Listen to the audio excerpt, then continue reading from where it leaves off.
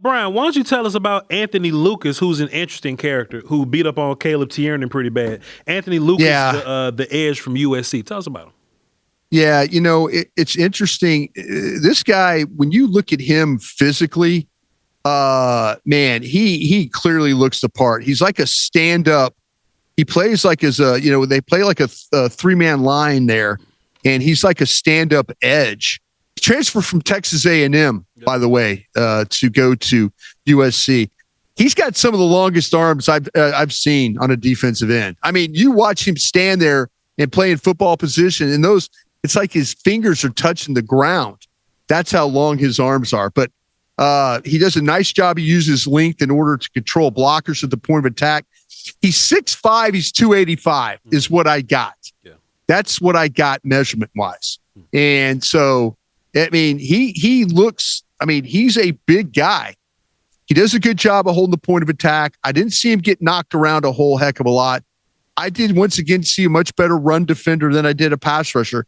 The scheme doesn't have him screaming off the edges, hand down, run, that kind of stuff. Yeah. So I wouldn't call him really explosive or bursty when rushing the passer. He's going to get the edge more by pushing the pocket or walking the tackle back instead of pressing the tackle's shoulder and getting around the corner. He doesn't have huge production numbers for the position. And I think the scheme might have something to do with that. I really do. Yeah. But the bend is not great. I don't think he turns the corner particularly well at the top of the rush. So the guy that I kind of thought about, and VOCH, tell me if this makes sense to you, was Chauncey Golston, is who I kind of thought when I was watching this guy. Sure. Is that fair or is that unfair? I'll say this to you, Brian. I think Lucas is a bit better of a pass rusher than Chauncey Golston. Okay. So this is where I got to be a little careful with my evaluation. And I encourage everybody to kind of think like this, to not get caught up in your own stereotypes. Because what I will do sometimes is I'll look at a player like this and I'll watch a couple of plays and I'll be like, oh, you one of them bigger, not bendy, good versus the run guys. Yeah. And that's partially true. But when I watch Anthony Lucas here, Brian, I kind of watch him versus some of the guys in his peer group, right? Meaning some of the other bigger dudes that are good versus the run that don't bend all that well. Yeah. I think Lucas is a much better pass rusher than some of those other guys. I think he's a better pass rusher than Danny Dennis-Smith or Gabe Jacques or LT Overton. You are correct. I don't think he's bendy or explosive, but he has that. Not exactly, but he has this Tank Lawrence, when Tank was getting sacks or whatever, he wasn't bendy, but he was being strong. He did pushing guys around. He doesn't have the biggest tool belt of pass rush moves, but he has a few of them. And I think that's what kind of separates him. Danny Dennis-Smith, even Zion Young, Gabe Jacques, they kind of run down the middle of people and they physically impose them, and that's how they get pressure. I've seen Lucas blitz from linebacker.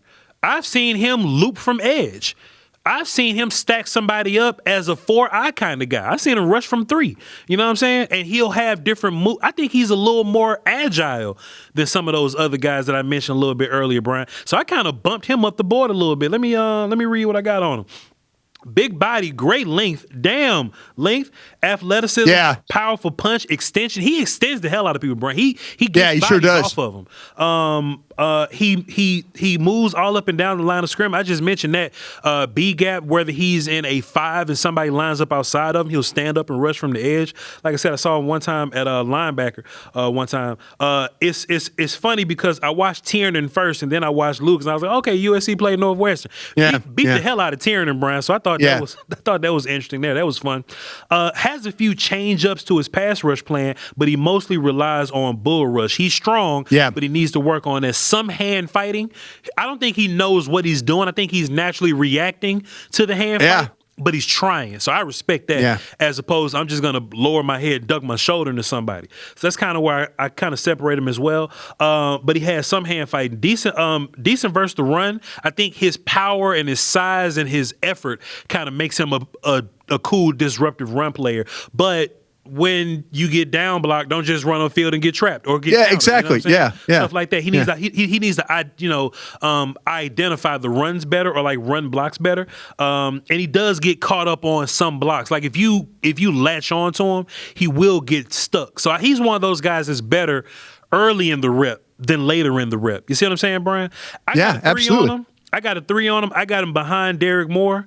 Over Zion Young. I might put Zion Young over him. I may switch those two, but I definitely have him over Joseph, Dennis Sutton, Jacques, and Overton. Yeah, I have him actually behind Joseph in that stack we were talking about. I know we were going to get to him and stuff. Young, Joseph, Lucas, and then Moore, Sutton is how I got it. I that to me was I think the scheme is a detriment to him. Sure. I think he could be a better player. I really do. And I just worry a little bit about the scheme because I think that he got held back a little bit because of that. And so I'm like, I think that maybe that we have a better player here. And because the size, the bendy part again, it kind of like BROADDUS. What are you talking about? We got, with VOCH and these guys that aren't that way. They're 6'5", they're 280. Where are you at? Why is one guy way above the other? Mm-hmm. I do feel like this guy has some ability. I think you could help him to be a better pass rusher because I think the size, maybe I should be saying the same damn thing about VOCH. Yeah.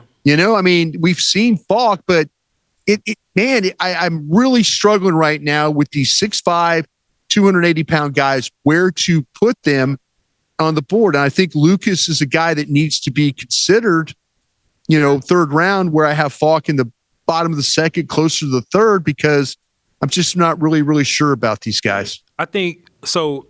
How I kind of look at it, Brian, these bigger edges that don't pass rush really well, how I'm gonna like separate them is how far I think they are away from being fixed. Like Kelvin Falk and T.J. Parker aren't great pass rushers right now. I think it's easier to fix them than it is Overton or Derek Moore, if that makes sense to you. You know what I'm saying? Yeah. No, I think that, with Parker, Falk, they're all kind of right there. Young, I really like a lot. Probably should have Young higher. Yeah. But Joseph's probably should have higher there. But man, this guy, he could get with the right team, and all of a sudden it's not playing that USC scheme. And I just think it's affecting him. I think he's a better player than probably, where I have him in the third round there, but I do like him. I do like him better than the Michigan kid and the Illinois kid in Penn State as well.